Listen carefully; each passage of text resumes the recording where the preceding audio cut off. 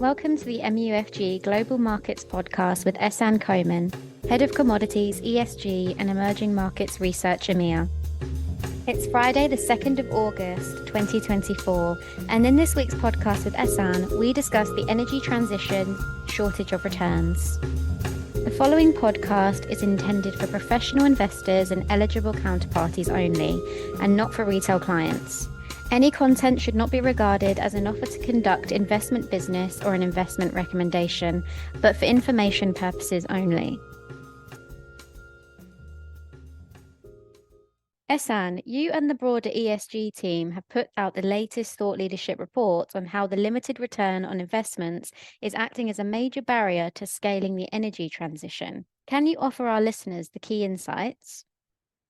Thanks, Zoe. So just taking a step back, the core to our 2024 ESG outlook was anchored on what we dubbed the corporate trilemma of growth, profitability, and sustainability. That is, in a world where ESG's decibels of debate are rising and corporate budgets are being squeezed in the back of higher for longer interest rates, we asked whether making growth sustainable and inclusive requires trade-offs. That is, forgoing revenues and profits for the sake of sustainability.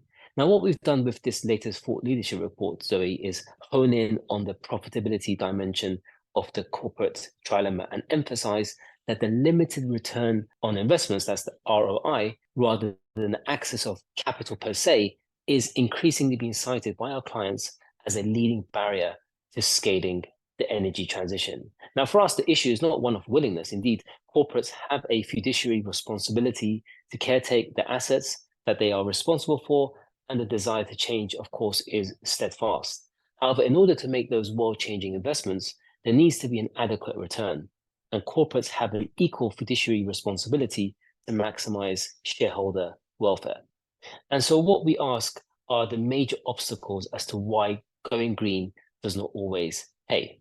Now, Zoe, slow permitting, taxing legal processes, supply chain constraints, regulatory disparities, a lack of organizational capabilities, and tepid technology availability, especially across emerging markets, are predominant roadblocks to the growth of low carbon and renewables businesses.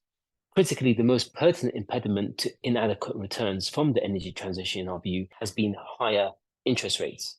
Context here being that renewables are fuel-free, but that means almost all of the expenditure is incurred upfront, which is financed with debt. Now, that makes them more dependent on the cost of finance, which of course has been rising, than carbon-intensive alternatives, which incur a larger share of the cost later. And so finance is absolutely crucial for the energy transition. Put differently, Zoe, just as fossil energy are fueled by hydrocarbons, renewables are fueled by credit. And when the cost of credit rises, as in today's higher for longer interest rates environment, renewables are less competitive on average. Now, government policy and regulatory support, of course, can help bridge the gap of low returns.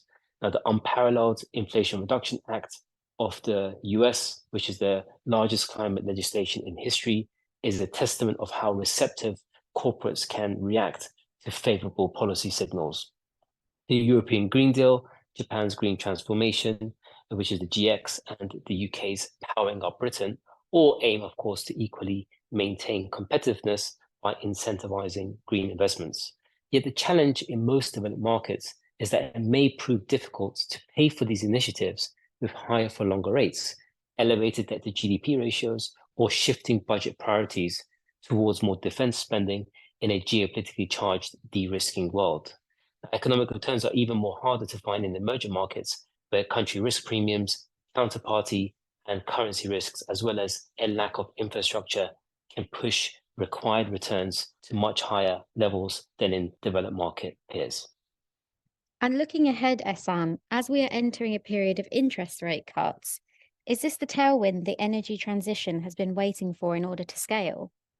Short answer, Zoe, absolutely. As the most drastic pace of monetary tightening in 4 decades gives way to a more accommodative policy, the headwinds that have hindered the rollout of renewables in recent years could be on the brink of turning into tailwinds. And we believe that this may accelerate the uptake of clean energy in ways we're yet to really appreciate. The unanswerable question is how much money is still sitting on the sidelines waiting to be unleashed. The past few years have hardly been, of course, lean ones for the clean energy sector, with around $1.5 to $2 trillion invested and capital spending on wind and solar running ahead of upstream oil and gas investments last year. Now, it is possible that the energy transition is ultimately fairly independent of the macroeconomic environment. It may even stall over the next 12 to 18 months as renewed protectionism and anti-climate policies potentially bite. But if higher interest rates have really been holding back the green power, the momentum as central banks take their foot off the brake over the coming months may prove favorable for the energy transition, in our view.